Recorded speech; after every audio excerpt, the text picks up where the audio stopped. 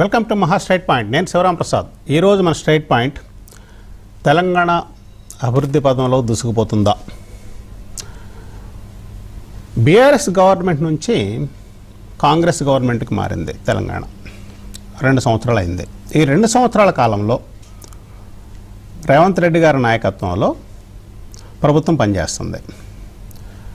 ఆయనకు ఒక డ్రీమ్ ఉంది, ఒక ఫ్యూచర్ సిటీ నిర్మించాలి అని. ఆ ఫ్యూచర్ సిటీలోనే ఒక 100 ఎకరాల విస్తీర్ణంలో ఒక గ్లోబల్ సమ్మిట్ ఏర్పాటు చేశారు. దానికి తెలంగాణ రైజింగ్ గ్లోబల్ సమ్మిట్ అని పేరు పెట్టారు. పేరు పెట్టి ఆ ఫ్యూచర్ సిటీ 100 ఎకరాల విస్తీర్ణంలో ఫ్యూచర్ సిటీని ఏర్పాటు చేసి అక్కడ తన విజన్ డాక్యుమెంట్ 2047కి తెలంగాణ ఏ విధంగా ఉండబోతుంది, తను ఏం చేయబోతున్నారు, తన ప్రభుత్వం ఏం చేయబోతుంది అని ఒక ప్రణాళికని ప్రకటిస్తున్నారు. ఈరోజు రేపు జరుగుతుంది. టోటల్గా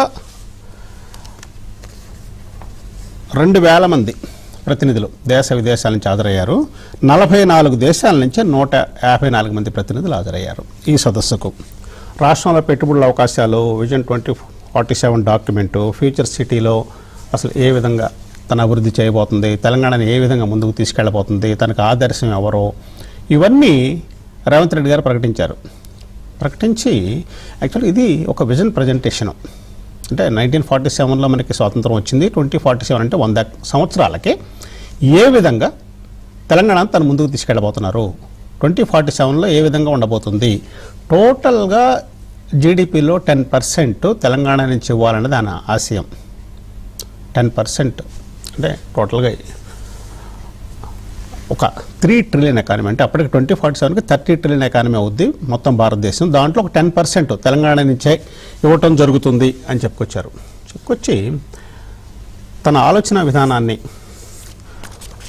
ఎక్కడి నుంచి తన ఆలోచన విధానాన్ని తీసుకున్నారు? చైనా నుంచి, జర్మనీ నుంచి, కొరియా నుంచి, సౌత్ కొరియా నుంచి, సింగపూర్, ఇవన్నీ నాకు ఆదర్శం చెప్పుకొచ్చారు. అంటే ఒక చైనాలో ఉన్న ఒక ప్రావిన్స్లో ఒక 20 సంవత్సరాల్లో అత్యధిక పెట్టుబడి సాధించిన ప్రాంతం గ్యాంగ్డాంగ్ ప్రావిన్స్.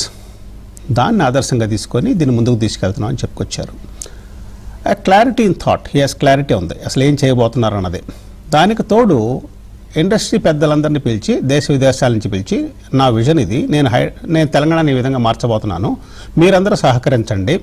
యాక్చువల్గా ఇది పెట్టుబడుల సదస్సు కాదు, పెట్టుబడుల సదస్సు కింద చెప్పలేని దీన్ని ఒక ఆవిష్కరణ, తన ఆలోచనని ఆవిష్కరిస్తున్నారు, తన ప్రభుత్వ ఆలోచనని ఆవిష్కరిస్తున్నారు ఏ విధంగా ఉండబోతుందని. తను ప్రజెంట్ చేసిన తర్వాత ఆటోమేటిక్గా పెట్టుబడులు అనేవి వస్తాయి అనేటువంటి ఒక నమ్మకం.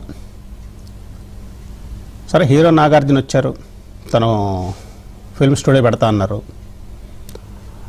ఇంతకుముందు సల్మాన్ ఖాన్ కూడా ఇంట్రెస్ట్ చూపించారు. అంటే ఆ ఫిల్మ్ స్టూడియోలను ఇక్కడికే వస్తాయని చెప్పుకొచ్చారు. కొంత సదస్సు గ్లామర్ టచ్ ఏర్పాటు చేశారు. మరలా ముఖేష్ అంబానీ కొడుకు అనంత్ అంబానీ, అతను అంతారా అని చెప్పేసి ఒక పెద్ద ప్రాజెక్టు గుజరాత్లో నడుస్తుంది, వన్య మృగాల సంరక్షణ కేంద్రం. ఒక ఒప్పందం కూడా కుదుర్చుకున్నారు. ఇవాళ ఇక్కడ జూ కూడా ఏర్పాటు చేస్తాం ఈ ఫ్యూచర్ సిటీలో అని ఒక ఒప్పందం కూడా కుదుర్చుకున్నారు. ఇట్లా ఒప్పందాలు కుదురుతున్నాయి, మాట్లాడుతున్నారు. ఆ ఫ్యూచర్ సిటీ ఏ విధంగా ఉండబోతుంది అనేది ఆవిష్కరణ జరుగుతుంది. రేపు సాయంత్రానికి ఇంకొంచెం క్లారిటీ వస్తుంది. ఈ 2 సంవత్సరాల పనితీరు ప్లస్ 2047 డాక్యుమెంటు, దాని మీద రేవంత్ రెడ్డి గారు ఏమన్నారో ఒక్కసారి ఆయన మాటలో నిందాం. రేవంత్ రెడ్డి గారు ఏమన్నారు ఒకసారి బయట ప్లే చేయండి.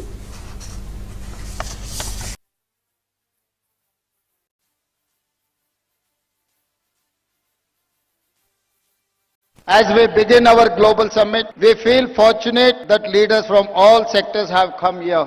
Today and tomorrow, we will keenly listen to all your ideas and feedback. As you know, Telangana is India's youngest state. It is full of exciting opportunities. Let me share the vision in brief. We want to become a $1 trillion economy by 2034 and a $3 trillion economy by 2047. We comprise around 2.9% of Indian population but contribute around 5% of national GDP. By 2047, I want to contribute 10% of Indian GDP. Revanth Reddy గారి ప్రకారం ప్రస్తుతం ఇప్పుడు తెలంగాణ నుంచి 5% GDP అందిస్తున్నాము. అదే 2047 వచ్చేటప్పటికి 10% GDP అందిస్తామన్నారు. సరే, అసలు ఏమేమి అగ్రిమెంట్స్ అయినాయి, పైప్ లైన్లు ఏమున్నాయి, ఇవన్నీ ఇప్పుడు మనకు తెలియజేయడానికి మా ప్లానింగ్ ఎడిటర్ సురేష్ గారు లైవ్లో ఉన్నారు. సురేష్ గారు ఇప్పటివరకు తెలంగాణ రైజింగ్ సమ్మిట్లో ఖరారైన ఒప్పందాలు, ఖరారు కావబోతున్న ఒప్పందాల గురించి మీ అభిప్రాయం, ఏ ఒప్పందాలు అయినాయి ఏంటి? సార్, ఏంటంటే అసలు వాస్తవంగా ఒప్పందాలు కుదుర్చుకుంటామని చెప్పలేదు. తొలుత ఒప్పందాలు చేసుకోవాలి, కొన్ని లక్షల కోట్ల పెట్టుబడులు వచ్చే అవకాశం ఉందని చెప్పని అనుకున్న. కానీ తర్వాత ఏంటంటే తెలంగాణలో ఉన్న వనరులు, అవకాశాలు, భారత్ ఫ్యూచర్ సిటీ, దాంట్లో ఉన్న వసతులు, వెసులుబాట్లు, రాష్ట్ర ప్రభుత్వం ఇచ్చే విధానం అంటే సౌకర్యాలు కానీ, ఇన్సెంటివ్స్ కానీ, దాన్ని తెలియజెప్పాలి. అన్స్టాపుల్ తెలంగాణ రైజింగ్ అన్స్టాపుల్ అనే విషయాన్ని ప్రపంచానికి చాటాలనుకున్నా. కానీ తొలి రోజు వాస్తవంగా మధ్యాహ్నం ప్రారంభమైంది. ప్రారంభం తర్వాత సదస్సు జరిగేసరికి చాలా టైం పట్టింది. కానీ తొలి రోజే ఒక రకంగా పెట్టుబడుల వెల్లువ అని మనం చెప్పొచ్చు.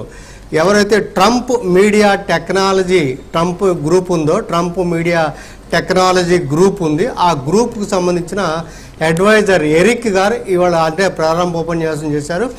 దాంట్లో ఆయన పాల్గొన్నారు. ఆయన సందర్భంగా చెప్పారంటే రాబోయే 10 ఏళ్లలో తెలంగాణలో ఏదైతే ట్రంప్ మీడియా టెక్నాలజీ గ్రూప్ ఉందో 10 లక్షల కోట్ల రూపాయల మనకి పెట్టుబడి పెట్టడం, అంటే 1,00,000 కోట్ల రూపాయల పెట్టుబడి పెట్టడానికి సిద్ధంగా ఉన్నట్లు కూడా ఆయన ప్రకటించారంటే ప్రధానంగా ఐటమ్ ఏదైతే ఫ్యూచర్ సిటీ ఉందో ఆ ఫ్యూచర్ సిటీలో మనకి మీకు తెలుసు ఇన్వెస్ట్మెంట్కి సంబంధించిన ఇంకా ప్లాన్స్, ప్రపోజల్స్ ఇంకా కార్యరూపం లేదు. కానీ ఆ ఇన్వెస్ట్మెంట్ 1,00,000 కోట్ల రూపాయల వరకు పెట్టుబడి పెడతామని చెప్పని ఆయన ప్రకటించారు.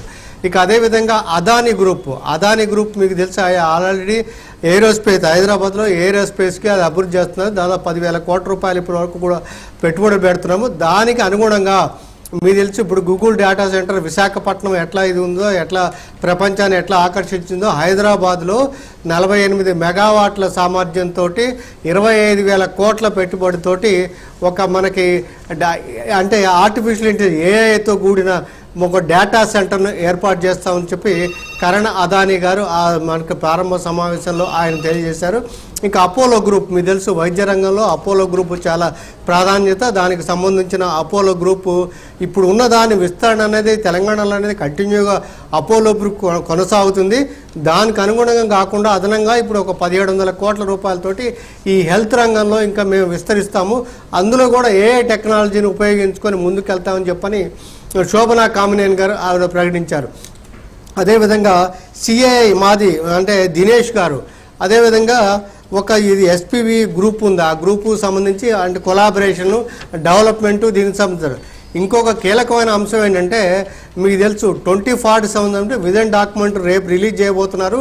దీనికి సంబంధించి world economic forum MD managing director వర్చువల్గా మాట్లాడారు సార్.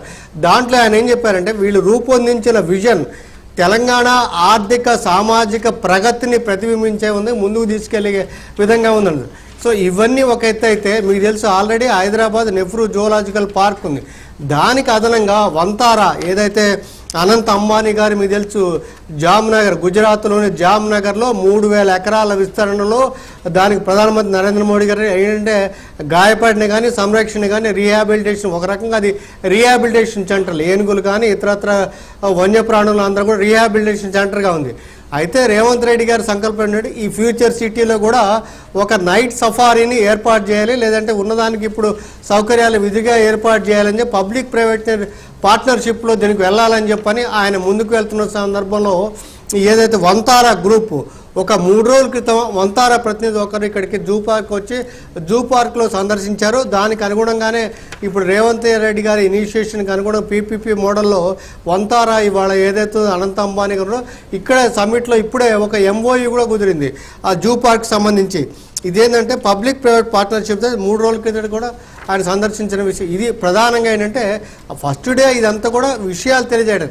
అయితే మనకి ఏదైతే రేవంత్ రెడ్డి గారు చెప్పింది మీకు చాలా ఇది అంటే గ్లోబల్ సిటీ ఆల్రెడీ ఒక విజువల్ చూస్తే ఆ ఫ్యూచర్ సిటీ ఒక వేగు చుక్క ఎలా అని చెప్తున్నారో చైనాలో గ్వాంగ్డాంగ్ ప్రావిన్స్ అని చెప్పి ఉందంట సార్.